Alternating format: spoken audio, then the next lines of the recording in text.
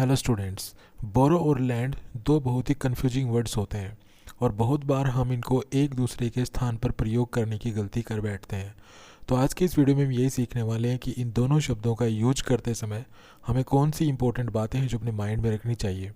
सबसे पहले तो हमें यही बात याद रखनी है कि बोरो और लैंड जो वर्ड्स हैं ये वर्ब्स होती हैं। हम इनको एज ए वर्ब्स किसी भी सेंटेंस में यूज करते हैं। सबसे पहले हम देखते हैं कि बोरो जो वर्ड होता है इसका मीनिंग क्या होता है। तो बोरोइंग मीन्स होता है taking something for a time. जब भी हम कोई वस्तु किसी दूसरे व्यक्ति से कुछ समय के लिए लेते हैं यूज करने के लिए, तो हम उसको बोरो करते हैं। तो वहाँ पे हम बोरो वर्ड यूज करते हैं उसके लिए। जैसे can I borrow your bike, क्या मैं तुम्हारी बाइक कुछ समय के लिए यूज कर सकता हूँ। यहाँ पे हमें इस बोरो वर्ड की जगह ये लैंड वर्ड यूज नहीं करना है। ओके, यहाँ पे can I borrow your bike का मतलब है can I take your bike for a time.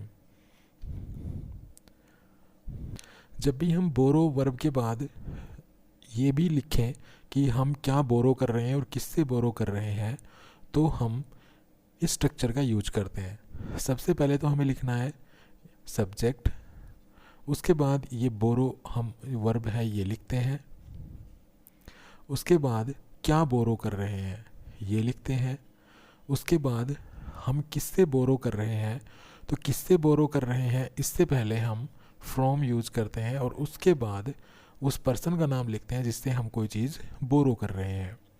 तो यहाँ पे लास्ट में ये पर्सन का नाम लिखना है। ठीक है, जैसे एक सेंटेंस लेते हैं,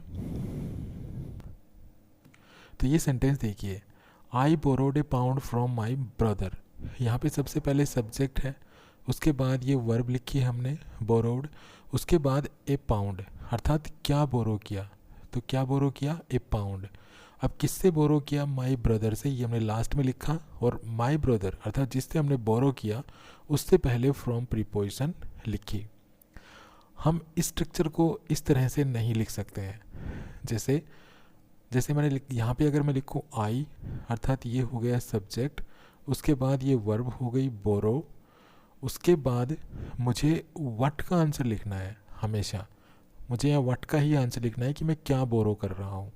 उसके बाद फ्रॉम लिखना है और उसके बाद किससे मैं बोरो कर रहा हूँ ये स्ट्रक्चर मुझे यूज करना है।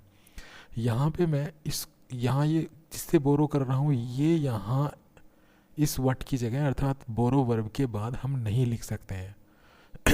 ओके, तो ये जो सेंटेंस है ये जो है, ये जो मैंने अभी बताया है कि पर्सन को हम वर्ब के बाद नहीं लिख सकते, उस पर बेस्ड बना दिया गया है जो कि गलत है। जैसे यहाँ पे लिखा आई, ओके, यहाँ पे सब्जेक्ट लिख दिया, उसके बाद यहाँ पे बोरो वर्ब लिख दी, उसके बाद किससे बोरो किया ये लिख दिया पहले, और क्या बोरो किया वो लिख दिया बाद में, और ये गलत है। तो इस तरह से हमें नहीं लिखना है। हमें बोरो वर्ब के बाद वो वस्तु लिखनी है जो हमने बोरो की है। ठीक है, वो थिंग लिखनी है।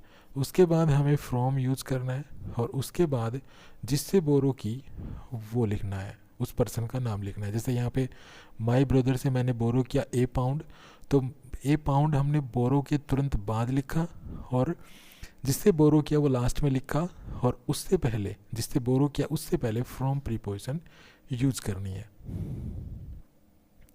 उसके बाद बात करते हैं लैंड की। तो lending is giving something for a time.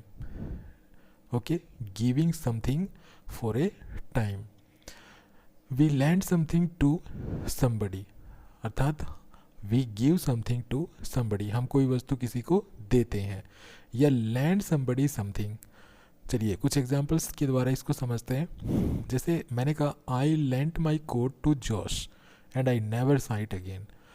ये देखिए सब्जेक्ट यूज़ किया यहाँ पे, सब्जेक्ट के बाद ये लैंड वर्ब की सेकंड फॉर्म यूज़ की, उसके बाद क्या लिखा है हमने समथिंग अर्थात ये जो वर्ब है लैंड, इसके बाद हमें क्या यूज़ करना है, कोई वस्तु, जो वस्तु हमने किसी को दी वो वस्तु। तो यहाँ पे क्या दिया माई कोट, उसके बाद टू प्रीपोजिशन यूज़ करनी है और किसको दी उस पर्सन का नाम लिखना है। तो यहाँ पे टू प्रीपोजिशन और उसके बाद जोस को दी। ठीक है, यहाँ पे जैसे हम बोरो के बाद, जैसे हम बोरो का जो स्ट्रक्चर है अगर उसको एक बार रिमाइंड करें, तो हम बोरो वर्ब लिखते थे, ठीक है। उसके बाद क्या बोरो किया ये लिखते थे, उसके बाद फ्रॉम प्रीपोजिशन लिखते थे, उसके बाद किससे बोरो किया वो लिखते थे, ठीक है। लेकिन अगर हम लैंड वर्ब यूज़ कर रहे हैं तो इसके बाद हम लैंड क्या किया वो लिखते हैं, उसके बाद टू प्रीपोजिशन लिखते हैं, और उसके बाद किसको हमने ये लैंड किया, किसको हमने ये चीज़ दी। तो जैसे हम बोरो के बाद जब हम बोरो वर्ब यूज करते थे तो हम यही स्ट्रक्चर यूज करते थे। हम ऐसा नहीं था कि वट की जगह होम लिख दें और मतलब इनको आपस में रिप्लेस कर दें, ऐसा हम नहीं कर पाते थे। लेकिन लैंड वर्ब के केस में हम ऐसा कर सकते हैं, ठीक है। हम यहाँ होम को वट की जगह और वट को होम की जगह यूज कर सकते हैं। जैसे land me your come for a minute, जैसे लैंड, ठीक है, लैंड वर्ब यूज की, ये देखिए होम का आंसर है, ठीक है, और ये वट का आंसर है। तो यहाँ पे ये होम का आंसर है, ये वट का आंसर है ओके। तो और यहाँ पे देखिए ये वर्ब है, इसके बाद ये वट का आंसर है और ये होम का आंसर है। तो जहाँ तक लैंड वर्ब का सवाल है, तो लैंड वर्ब के बाद हम लैंड वर्ब के तुरंत बाद हम वट का आंसर लिख सकते हैं, और वट का आंसर अगर लिखेंगे तो फिर टू प्रीपोजिशन लगाएंगे और फिर होम का आंसर लिखेंगे। हम इसको ऐसे भी लिख सकते हैं, लैंड वर्ब के बाद हम सीधा होम का आंसर लिख दें और फिर बिना प्रीपोजिशन यूज़ किए वट का आंसर लिख दें, तो ऐसे हम लिख सकते हैं।